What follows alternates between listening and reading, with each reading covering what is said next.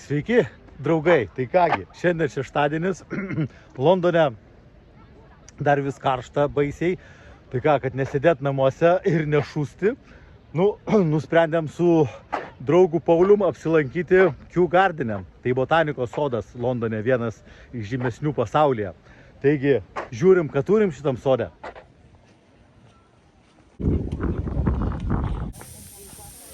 Einam pasižvalgysim po šitą šiltnamį tokį didelį, kuris yra, matosi, pastatytas, pradėtas statyti 1808. Nu ką, žiūrim, ką turim.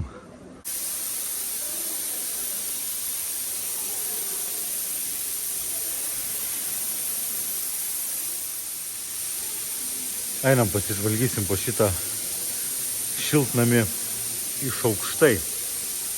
Čia toksai tropinis šiltnamis su visokiais egzotiniais augalais. Ir čia, blin, labai dušna. Va, tokie tai aušintuvai, kurie palaiko drėgmę šitam visam terariume. O šitas palmės lapas, tai atrodo, ir visa ta palmė atrodo žiauriai įspūdingai. Jinai turbūt kokių 4-5 metrų aukščio, o lapų plotis, tai apie kokį tai metras daugiau, bet atrodo visas šitas reikalas tikrai įspūdingai. Žemyn, žemyn, eime su manim. Vienas toksai faktas iš faktų skrynelės. Žodžiu, apie šitas faktas susijęs apie didumą, kokio didumo yra šitas parkas. Jis yra 130 hektarų plote ir jeigu norėtumėt apžiūrėti kiekvieną augalą, prie kurio užtruktumėt 10 sekundžių, tai jums prireiktų cielų 2 dienų. O štai dar vienas rabarbaras praeitam mano video Canary Wharfe, kur dariau, irgi buvau radęs šitą nuostabų rabarbarą, po kurio galima iš tikrųjų pasislėpti nuo saulės. Vau, įspūdingai atrodo. Tas vaisius šito rabarbaro atrodo kaip kalėdinė eglutė. O, va čia tai įdomiai atrodo šitas meno ekspresija, išblukęs rudeninis veidas. Aš bent jį tai pavadinčiau. Va, koksai didelis ir gražus. Ėjom ir va, priėjom kokį tai labai įdomios formos fraktalinės, tokios piramidinės formos, sakyčiau, konservatoriją. Ir einam, pažiūrėsim, pasižvalgysim į vidų, ką mes tenais rasim. Šitos visos ekskursijos po šitą parką metu man labai linksma ir juokinga stebėti savo draugą, kuris maskatuojasi su 3 ar 4, 5 gal metrų savo lazda po šitą parką. Jis iš tikrųjų atrodo baisiai juokingai, va, kaip žaibolaidis tiesiog skrodžia Kew Gardeną. Nu va, o mes turim čia tokią nedidelę kaktusų ekspoziciją, kur, manau, būtų galima ir tekilos išsispausti. Pauliau, kaip tu galvoji, iš tų kaktusų tekilas spaudžiasi, ar ne? Drąsiai, ne? Tikrai kelias rūšis yra.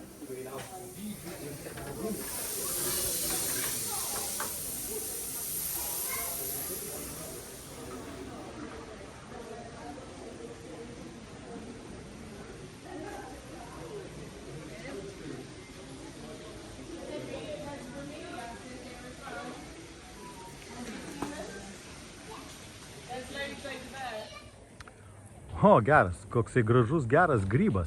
Aš matau, kad Paulius su šitų grybų turi labai kažkokių tai sąsajų, nes va. Irgi grybukas. Čia irgi geras grybas, va. Čia Paulius susiliejo va su grybiena, matau.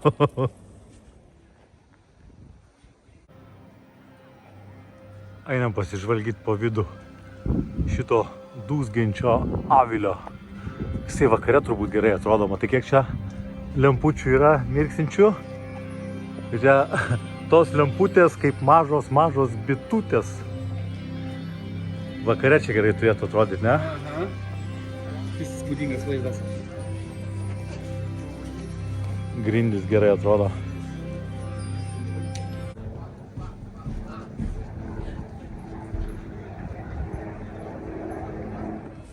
Taigi tokie medžiai, tai yra vaiko didžiausia svajonė mano būtų palaipiot, pasikarstyt po tokį didžiulį medį. Ašgi tai būtų čia kaip kažkoksai tai vaikystės Everestas, sakyčiau.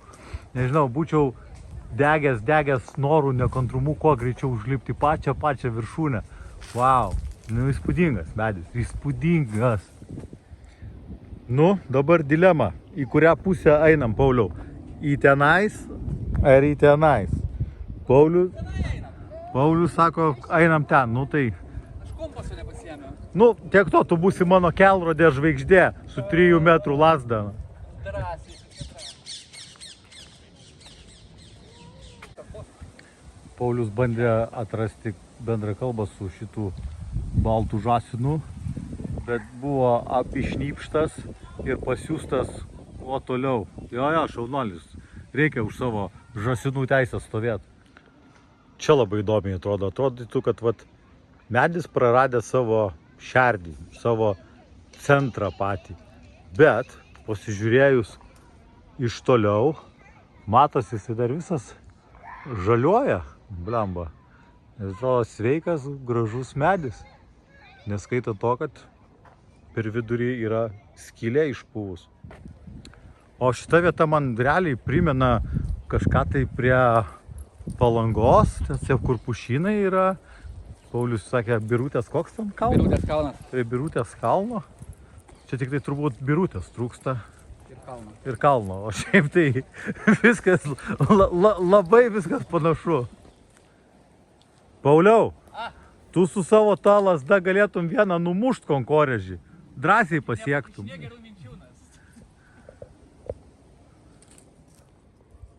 Radau vieną tokį šiek tiek pagriaužtą, patrūnyjusi konkorėžį, tai vis maždaug pusė jo atrodo, bet čia net ne pusė, gal trečdalis jo taip atrodo. O, kokie gražūs drakonai puošia šitų stogelių kraštus šonus. Čia yra 50 metrų aukščio pagoda. Ir kas įdomus labai faktas yra, kad Antro pasaulinio karo metu anglai čia išbandinėjo šitam pastate aviacinės bombas. Nu ką, su Paulium nusipirkom bilietukus ir lipsim į viršų, kiek sakė, 250, kiek? 53. 9 aukštas, sakė, prie 5 minutės kažkur užlipsim. Aš turiu garbės lipti laiptais, kurie yra 264 metų senumo. Va, tai matosi per tiek metų dar kaip ir gerai išsilaikė šitie laiptai, nėra baisiai taip ir nudėvėti. O, koksai geras prietaisas, lipant galima šiek tiek ir pasiaušint, jeigu labai jautiesi užkaitęs. O, koks gražus vaizdelis atsiveria į parką užlipus į patį paskutinį aukštą. O šitos pusės matosi teniso kortai, matosi chebrytė žaidžia kriketą. Turbūt pats nuobodžiausias sportas anglų sugalvotas.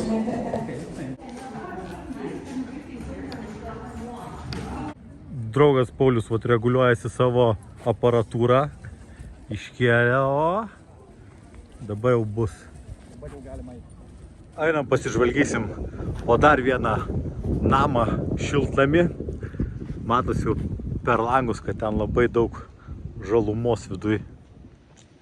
Va, kaip gražiai atrodo įėjimas į šitą gražų namą. Ant viršaus tai Bronė su Juozu atsistoja, pasitinka lankytojus. O, geras, blambas, šitas namas buvo atidarytas Davido Attenborough. Geras, 2018 metais. Jeigu kas nežinote, David Attenborough yra vienas žymiausių gamtininkų ir dokumentinių filmų kūrėjas. Net nebejoju, kad esate matę ne vieną jo filmą sukantis Lietuvos televizijos kanalais.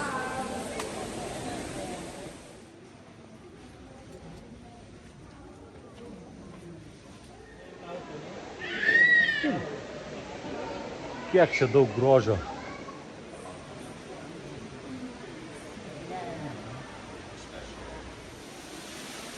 Nu realiai, čia vieta tikrai įspūdinga. Blemba, čia tiek žalios, ta prasme, žalios gražumos vienoje vietoje suspausta. Wow, po vienu stogu tikrai įspūdinga vieta. Įspūdinga visas Kew Gardenas, žiauriai. Man paliko didelį tikrai įspūdį. Bilietas kainuoja įeiti į Kew Gardeną kažkur apie 23 svarai, man atrodo. O kadangi esu šioks toks nusipelnęs gamtai dėl to, kad tvarkau, prižiūriu parką, tai man šita kelionė, šita išvyka po šitą nuostabų parką atsėjo lygiai 0 pinigų. Žodžiu, dėl ko aš esu labai patenkintas, nors kažkokį gavau benefitą prisidedamas prie gamtos gerovės.